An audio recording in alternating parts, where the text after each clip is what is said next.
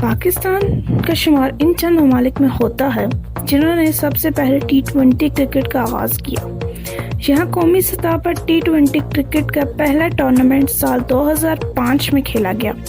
England, جنوبی افریقہ اور سری لنکا کے بعد پاکستان دنیا کا وہ چوتھا ملک تھا جہاں اس طرز کی کرکٹ کا قومی سطح پر کوئی ٹورنامنٹ کھیلا گیا۔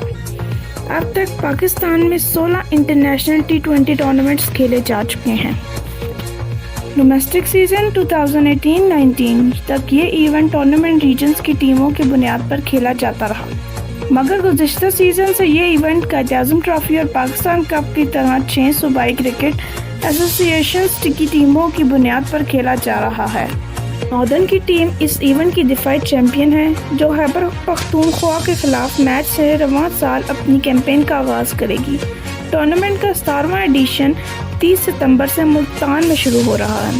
ایونٹ کا دوسرا مرحلہ راولپنڈی میں کھیلا جائے گا۔ یہ اس ایونٹ کی ثمرات ہیں جس کی بدولت پاکستان کرکٹ ٹیم تاحال معتبر بین الاقوامی ٹی 20 ٹورنامنٹس میں عمدہ کارکردگی کا مظاہرہ کر چکی ہے۔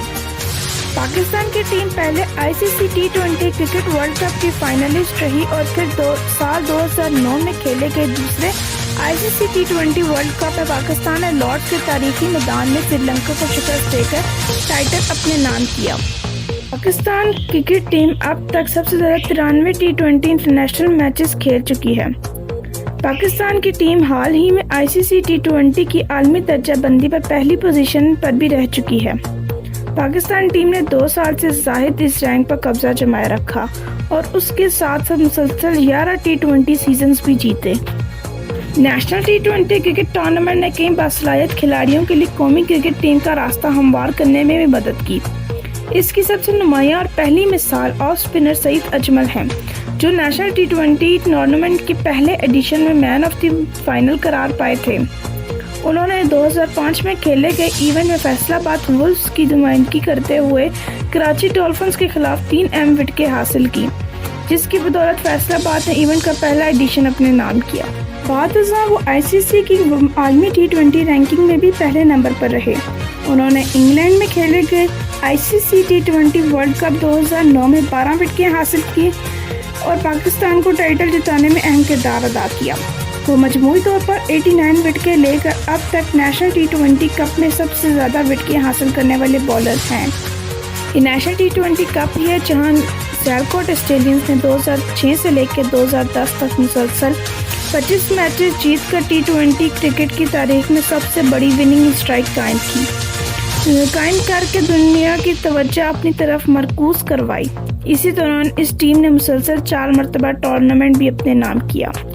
شہزاد اور خرم منصور وہ 2 بیٹسمین ہیں جو نیشنل ٹی 20 کپ میں 3 مرتبہ سنچریاں بنا چکے ہیں۔ خرم منصور 30.20 کی اوسط سے 2235 رنز کے ساتھ ایونٹ میں سب سے زیادہ رنز بنانے والے بیٹسمین بھی ہیں۔ صرف ایک کھلاڑی ہیں جنہوں نے اس ٹورنامنٹ کی ایک میچ میں 150 رن کی اننگ کھیلی۔ راولپنڈی میں کھیلے گئے ایڈیشن 2017 میں لاہور وائٹس کے وکٹ کیپر بیٹسمین کامران اکمل نے اسلام آباد ریجن کے خلاف 150 رن کی ناقابل شکست اننگ کھیلی۔ انہوں نے اس اننگز میں 12 چھکے جڑے اور وہ بھی ایک ریکارڈ ہے۔ اس ٹورنامنٹ کی بہترین بالنگ کا ریکارڈ کراچی ڈولفنز کے مفاد دین کے پاس ہے۔ انہوں نے سال 2006 میں سیالکوٹ اسٹالینز کے خلاف 25 رن کے اور 6 وکٹیں حاصل کی۔ اس کے علاوہ سیالکوٹ اسٹالینز کے محمد آصف نے اس سال فیصل آباد وولفز کے خلاف 11 رنز کی اور میں 5 وکٹیں حاصل کی۔